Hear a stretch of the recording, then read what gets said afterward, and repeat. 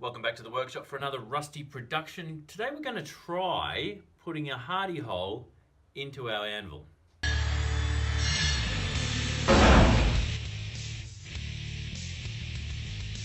Okay, so you know this anvil, you love this anvil. It's just an old steel die that I've converted into an anvil, certainly not a production piece.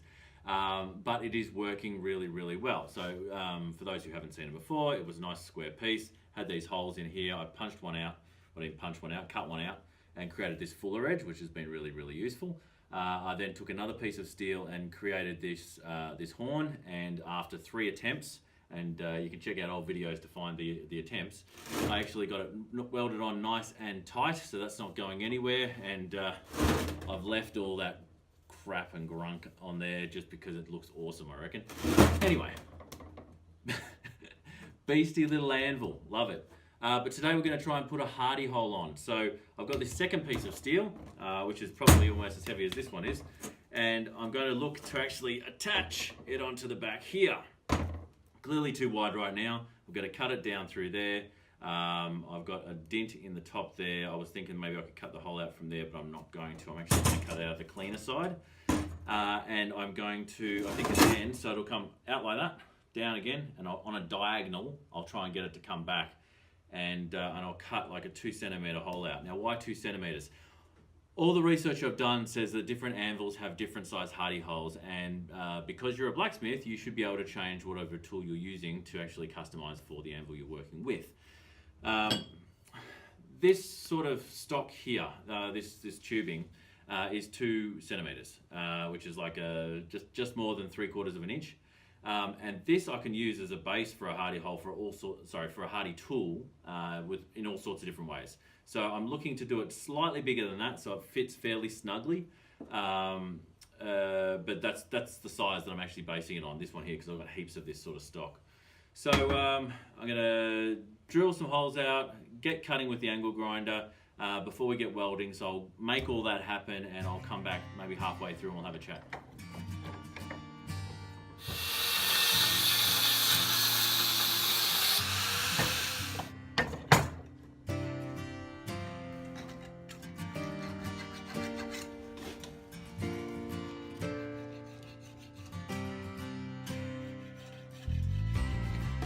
Okay, so I've made my score marks in the top there. I'll give you a quick look as a close-up, and then I'm going to start drilling through here so I can then grind it back. So here's our width. We've got this little bit here knocked around, but that's okay. I'm not going to be worried about that too much, and I'll probably round that out anyway.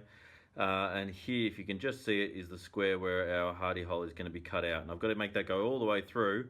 And I've got a drill press, which I'll show you in a moment, but it's not going to get all the way through on one go. So we're going to have to go down from the top and then up from the bottom. And here is the drill press that I'll be using.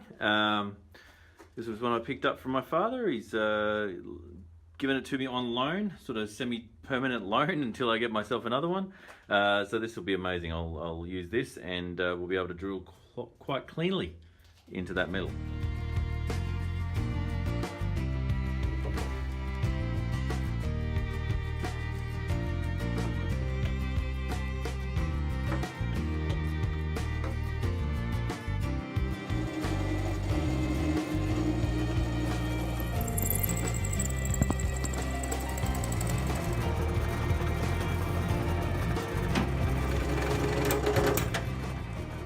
My original idea was to actually put as many holes in here as possible, but obviously you can see that the drill is starting to slip when those holes get too close to one another. So I'm just going to drill a couple more through there, and then we'll use the angle grinder to work it back as much as possible. Now, this only goes down not even halfway, so we're going to get it started all the way down by scoring it and then cutting it with the angle grinder, and then we'll work back into it. So the only thing that I'm being cautious of is how much material I remove. So I'm actually doing the holes, doing the cuts inside the line so I can remove more later. Okay, so we've got a whole bunch of holes in there. You can see it's a nice tight grouping, as my father would say. Now, what we need to do is turn this sideways in the vise.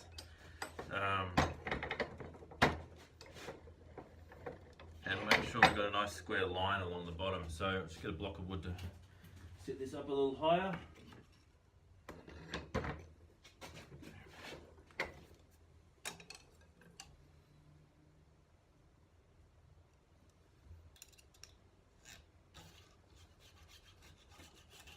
Now I'll just concentrate on getting that angle grinder to run inside this line, because we can always remove more material, but we can't put material back.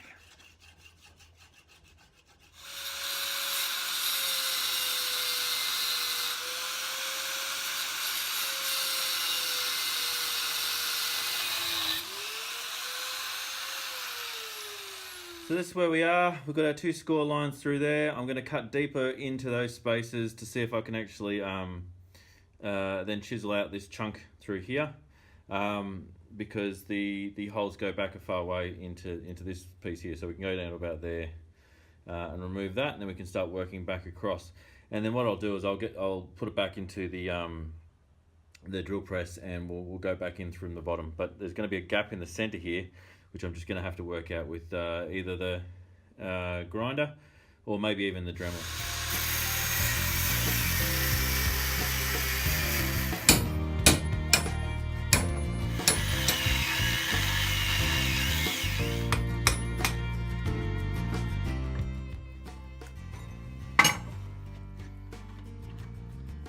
Yeah. Alright, just like everything else I'm doing, I have to take these things off in chunks.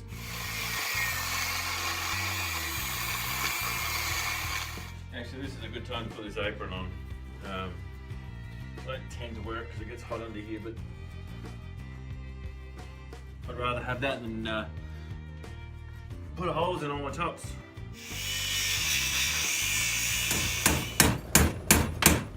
I don't know if you can see, but I'm using scrap steel for the wedges that I'm using to drive this stuff out. I've already broken a chisel and a screwdriver, which a screwdriver I should never been using, but this is rubber steel or rubber steel.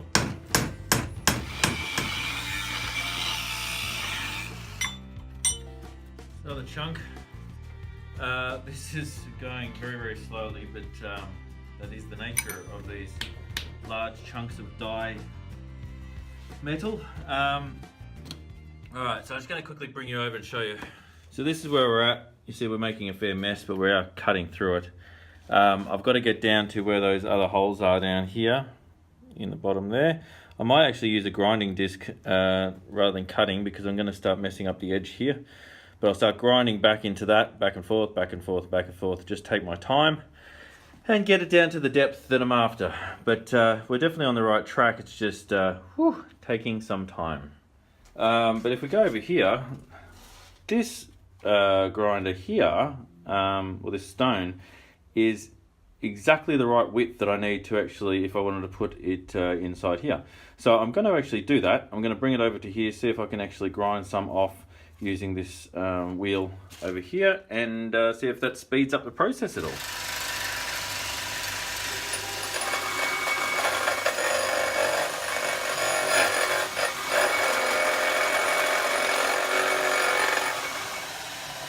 It does flatten it out a bit, so it's not losing as much material as I would like, but it does smooth it out. So I'm going to use that to finish it once I actually get it right down to depth, but it's not taking away enough material. It's not beefy enough to do what I want to do there, but I'll use it to as a finishing wheel.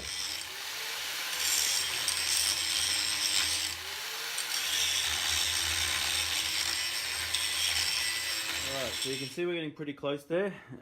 Just have to even out some of the edges because they're not 100% square. But here's what I'm going to judge it all on. So this is the pipe that I'm going to be using to make the base of the majority of the tools. And you can see that just about fits, but it's just a little bit tight in a couple of places. So I'll just have to clean up that edge. And ideally I'm going to use this as my guide to let me know that I've actually been able to sit it in there nice and cleanly. Then we're going to have to cut through here and here, and I could use a hacksaw, but it's likely that I'm just going to use a thin angle grinder blade and bevel the edges, and then we can get welding. So let me just clean up the edge of this, and then we'll get back to it.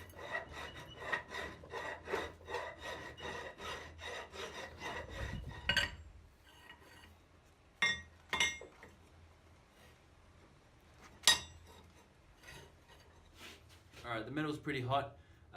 These things always take longer than I assume they're going to take. But here's our pipe.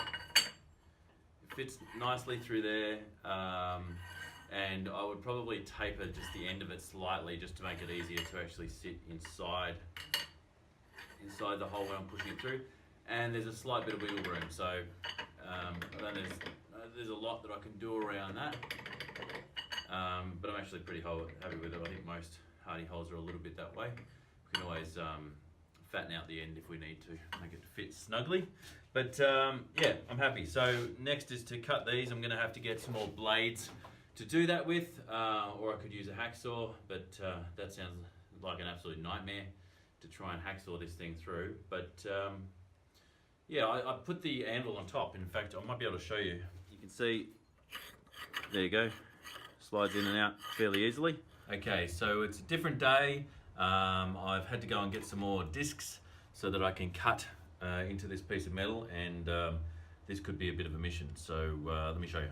So the next part I've got to do is actually cut through here and here. I've just got to mark that all out and then use my cutting disc to do it. Now, they're not going to go all the way through, but they'll get close. So I'll probably have to finish it with a hacksaw just to finish off the edge. Then I'll bevel them back, and then we'll get to welding.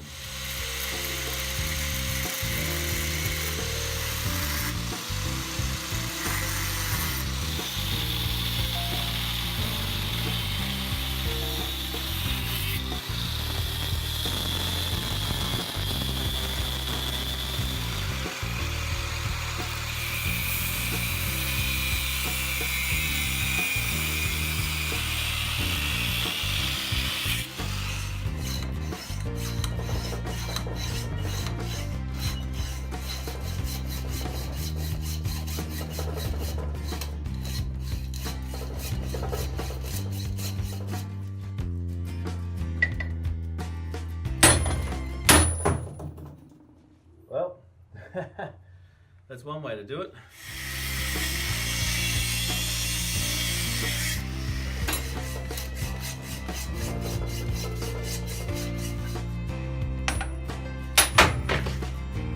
Bang. All right, there. So there we have it. There's the piece we're going to be using for our hardy hole. I've got to clean up along the edge and then give it a bit of a bevel so we can get it ready for welding. So looks like I've killed another angle grinder. Luckily enough, I have another one. These things are almost like consumables for me at this point. Not ideal. I think that's 3 that I've killed in the last 6 months. So I might either have to do one or two things. Invest in better quality equipment, or actually treat my tools a little bit nicer. So I'm just going to grab, just with this one, I'm just going to grind off some of this excess material here.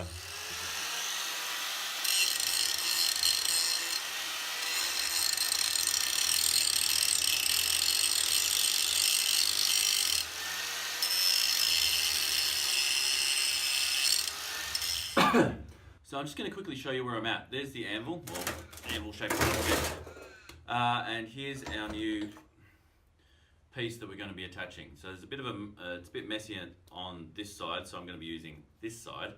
And basically what we're going to be doing is welding it onto the back like so to create our hardy hole.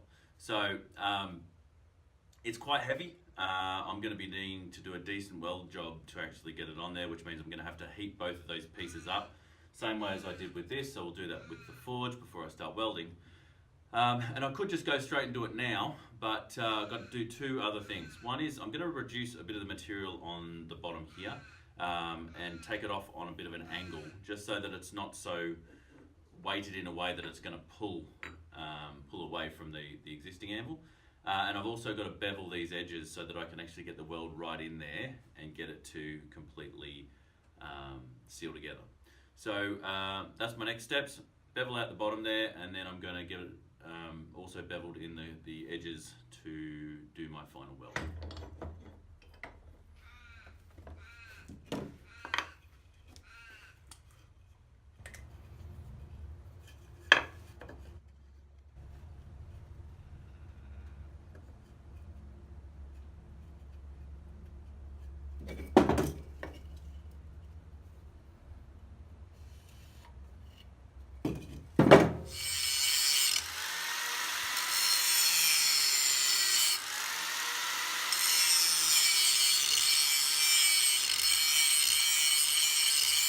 Right, so we've got our piece that we're going to be adding on for the hardy hole to the back of the anvil. It's all beveled up, and now what I need to do, just like you would have saw when I put the anvil horn on, is with these large pieces of steel, if I'm going to weld them, I need to get them hot.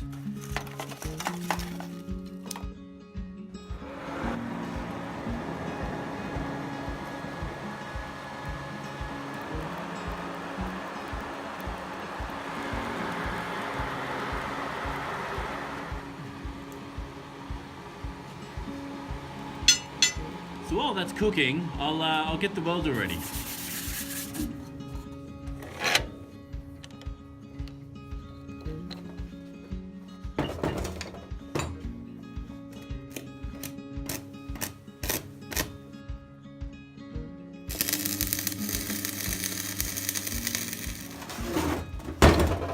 So that definitely creates a small gap here.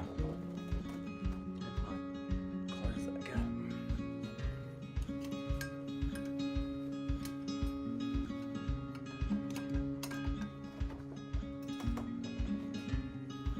That'll do it.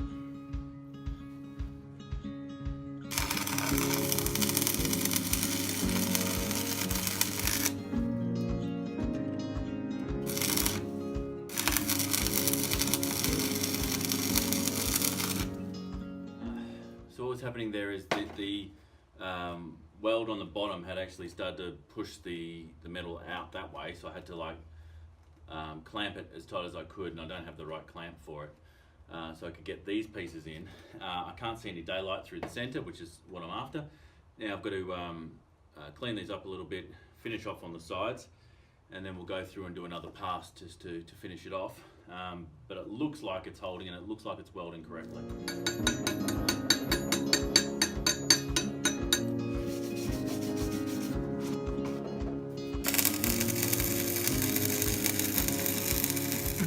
Show you these, they're very messy, but you can see that they're definitely welding correctly. They're getting a good bite out of both pieces of material, and they're drawing it together. So I'll bring the temperature down when I go over the final part, so I can just add a bit more to fill it there. But I'll just go around the other sides and finish it off. Alright, so there's the welds. It's definitely on there. I'm going to give it a bit of a whack just to make sure that it's not going to crack before I finish it up with the angle grinder. But pretty happy with the way that looks, even though it is incredibly rough and ready. Now, I know you love seeing these apart because this is where the drama is. Will it crack?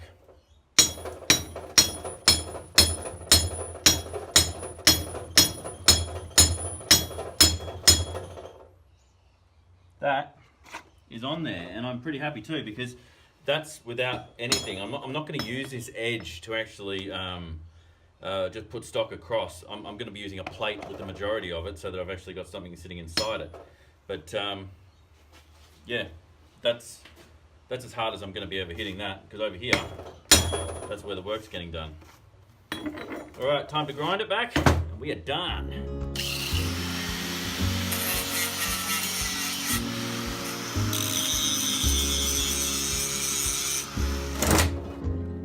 I'm actually not going to take it all the way back. I'm going to leave some of this ugly look here, because just like the front, I love the way that looks, because it looks like something from Mad Max. So I could go and fill it all in, but the filling in would just be aesthetics. So I actually prefer this aesthetic, so I'm going to leave it like this. Get it back so there's no material sticking out. We don't want it to be like in the way, but in essence, that's how it's going to look.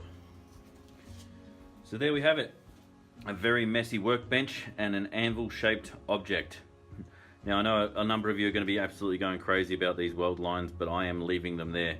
I love it. I love the look of it. It's very Mad Max, and I'm just happy using this because of how useful it is for me until I get myself a proper anvil. For those who haven't been on the journey with me, this is an old die from a scrapyard, and these are all scrap pieces as well that I've added. I cut the eye out of here. It was just like these other eyes, created this fuller edge.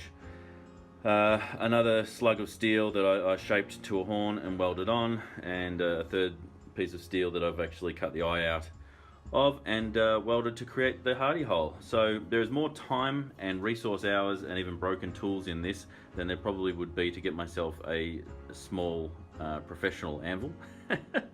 But it's not about that, is it? It's about the love of this hobby, and it's about the joy of creation. And I love what I've created here. So hopefully you're going to keep watching, because what you'll see in the near future is all the tools that I'll be creating for this hardy hole to enable me to do things like creating rounding hammers, and creating some fuller guillotines and all sorts of things like that. But this is a tool that I really wanted so that I could actually move on to those things as well. Who knows, I might clean up some of this stuff. This is annoying me just a touch, but I do love the rustic look of it, because it is a rusty production. Alright, so this build took a hell of a lot longer than it probably needed to. I didn't have the right tools to do the job, but that's not what these videos is about. It's about using what we've got to get to a result, and I believe we have achieved the result that I was after. Very happy with the end result of the anvil and the hardy hole that we can now use for all sorts of different tools in the future. If you haven't already subscribed, please subscribe, hit the notification bell, and it'll let you know when a new video comes up. We're looking at doing tools, as I said before, in the near future, and I also want to do some playing around with some bit more decorative bottle openers. So there should be some interesting ideas that I'm going to try working with there. If you want to give me a comment, that'd be fantastic. Any constructive criticism is welcome. If you like the video, I would appreciate that too. And until next time, thank you so much for watching.